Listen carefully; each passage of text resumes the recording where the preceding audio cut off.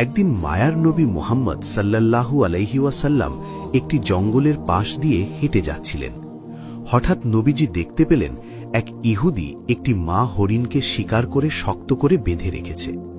দয়ার নবীকে দেখা মাত্রই হরিণটি রোনাজারি শুরু করল এবং মানুষের ভাষায় বলে উঠল, ইয়া রাসূলাল্লাহ, ইয়া হাবিব আল্লাহ, আজ সকালে আমি আমার বাচ্চাদের বাসায় রেখে খাবারের সন্ধানে বের হয়েছিলাম।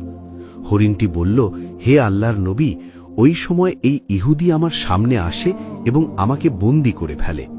সকাল থেকে আমি এখানে বন্দী। ইয়া রাসূলাল্লাহ, আমার ছোট ছোট দুধের বাচ্চা আছে, তারা আজ সারাদিন কিছুই খায়নি। আমাকে না পেয়ে তারা হয়তো অস্থির হয়ে পড়েছে, পিপাসায় তাদের বুক ফেটে যাচ্ছে। হরিণটি আকুতি জানিয়ে বলল, ওগো আল্লাহর হাবিব, আমি শেষবারের মতো আমার সন্তানদের সাথে দেখা করতে চাই এবং তাদের দুধ খাওয়াতে চাই। দয়া করে আপনি এর একটা ব্যবস্থা করে দিন। হরিণের এই করুণ আর্জি শুনে দয়াল নবীর অন্তর কেঁদে উঠল। তিনি ইহুদিকে ডেকে বললেন, হে ইহুদি, তুমি কেন এই অবলা প্রাণীটিকে আটকে রেখেছ? ইহুদি উত্তর দিল, আমি একে শিকার করেছি, আর বনের প্রাণী শিকার করা তো আমার অধিকার, তাই আমি একে ছাড়ব না। নবীজি বললেন, তুমি কি দেখতে পাচ্ছ না এটি একটি মা হরিণ? এর স্তন দুধে পরিপূর্ণ, এর বাচ্চারা না খেয়ে কষ্ট পাচ্ছে, তুমি একে একবার সুযোগ দাও। ইহুদি অবজ্ঞার সাথে বলল, আমি এত কষ্ট করে ধরলাম আর আপনার কথাই ছেড়ে দেব? একবার ছেড়ে দিলে কি বনের হরিণ আর ফিরে আসে? তখন বিশ্বনবী বললেন, তুমি একে ছেড়ে দাও, আমি জামিন হচ্ছি, সে তার বাচ্চাদের দুধ খাইয়ে আবার তোমার কাছে ফিরে আসবে। ইহুদি বিদ্রুপ করে বলল, বনের হরিণ কি আপনার বাপদাদার সম্পদ যে ফিরে আসবে? শিকার করা প্রাণী ফিরে আসার কি কোনো নজির আছে? যখন ইহুদি কোনোভাবেই রাজি হচ্ছিল না, তখন নবীজি বললেন, তবে এক কাজ করো, তুমি হরিণটিকে ছেড়ে দাও আর তার বদলে আমাকে এখানে বেঁধে রাখো।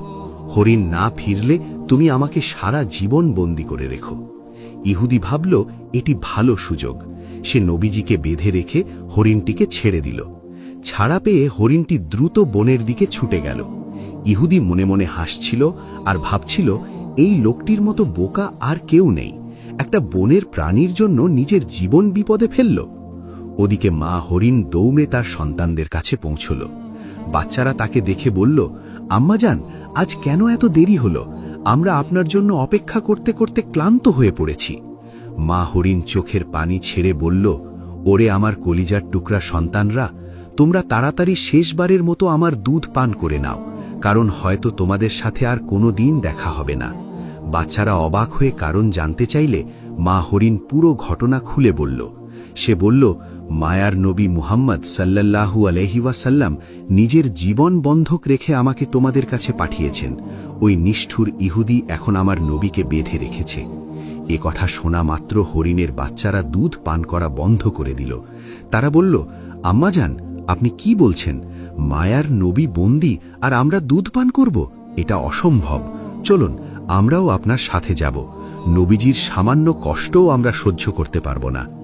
কিছুক্ষণ পর ইহুদি দেখল, বনের ভেতর থেকে কেবল সেই মা হরিণই নয়, তার সাথে ছোট ছোট বাচ্চাগুলোও দৌড়ে আসছে। এই দৃশ্য দেখে ইহুদি থমকে গেল। হরিণটি নবীজির সামনে এসে ক্ষমা চেয়ে বলল, ইয়া রাসূলাল্লাহ, আমার আসতে দেরি হওয়ায় আপনি কষ্ট পেয়েছেন, আমাকে ক্ষমা করুন। নবীজি ইহুদিকে বললেন, হে ইহুদি, এখন তো বিশ্বাস হলো, এই নাও তোমার শিকার, সাথে তার বাচ্চাদেরও নিয়ে এসেছে। ইহুদির পাথর মন এক মুহূর্তেই গলে গেল। সে চিৎকার করে বলে উঠল, ইয়া রাসূলাল্লাহ, বনের পশু পাখিও যার মায়া বোঝে, তিনি অবশ্যই আল্লাহর সত্য নবী।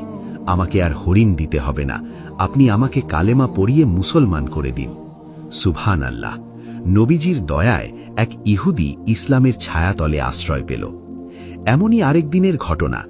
নবীজি সাহাবীদের নিয়ে বসে আছেন, এমন সময় এক বেদুইন সেখানে এলো। তার হাতে ছিল একটি শিকার করা গুই সাপ। বেদুইন জিজ্ঞেস করল, ইনি কে? সাহাবীরা বললেন, ইনি আল্লাহর রাসূল মুহাম্মদ। বেদুইন অহংকারের সাথে বলল, আমি লাত ও উজ্জার কসম খেয়ে বলছি, আমি একে নবী মানি না, তবে আমার হাতের এই গুই সাপ যদি সাক্ষ্য দেয় তবে আমি ঈমান আনব। নবীজি সাপটিকে লক্ষ্য করে ডাক দিলেন। সাথে সাথে সাপটি পরিষ্কার আরবি ভাষায় উত্তর দিল, লাব্বাইকা ইয়া রাসূল আল্লাহ, আমি আপনার খেদমতে হাজির। নবীজি জিজ্ঞেস করলেন, হে গুই সাপ, আমি কে? সাপটি বলল, আপনি আল্লাহর রাসূল এবং আখেরি নবী।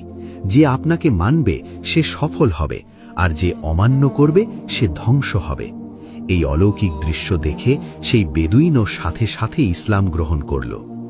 একবার আবু জাহেল ও কাফেররা দাবি করল, যদি আকাশের চাঁদকে 2 টুকরো করে দেখাতে পারো তবেই ঈমান আনব। নবীজি আল্লাহর কাছে দোয়া করে আঙুল দিয়ে ইশারা করলেন। তৎক্ষণাৎ পূর্ণিমার চাঁদ 2 খণ্ড হয়ে গেল, এমনকি মাঝখান দিয়ে হেরা পর্বত দেখা যাচ্ছিল। কিন্তু হতভাগা কাফেররা একে জাদু বলে এড়িয়ে গেল, অথচ আল্লাহ তাআলা কুরআনে এই ঘটনার কথা উল্লেখ করেছেন।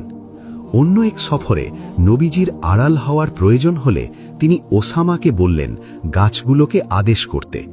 নবীজির নির্দেশে 2টি বিচ্ছিন্ন গাছ শিকড় সহ হেঁটে এসে একে অপরের সাথে মিলে আড়াল তৈরি করল। কাজ শেষে তারা আবার নিজ জায়গায় ফিরে গেল। আরেক দিনের ঘটনা, যুদ্ধের এক সফরে নবীজি একা এক গাছের নিচে বিশ্রাম নিচ্ছিলেন। শত্রু গাওরাস ইবনুল হারিস তলোয়ার উঁচু করে ধরল। সে বলল, হে মোহাম্মদ, এখন তোমাকে আমার হাত থেকে কে বাঁচাবে?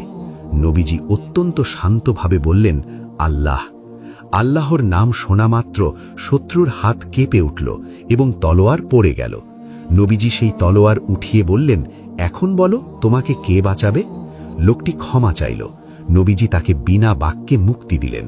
তার এই মহানুভবতা দেখে সেই শত্রুও পরে ইসলাম গ্রহণ করে নিজের গোত্রকে ইসলামের পথে নিয়ে আসে। সুবহানাল্লাহ। প্রিয় দর্শক, ইনিই ছিলেন আমাদের দয়ার নবী মুহাম্মদ সাল্লাল্লাহু আলাইহি ওয়াসাল্লাম। পশু পাখি, গাছপালা, এমনকি জড় বস্তুও তার নবুয়তের সাক্ষ্য দিত। আল্লাহ আমাদের সবাইকে নবীজির আদর্শে জীবন গড়ার তৌফিক দান করুন। ভিডিওটি ভালো লাগলে শেয়ার করে ইসলাম প্রচারে অংশ নিন এবং কমেন্টে লিখুন আমিন।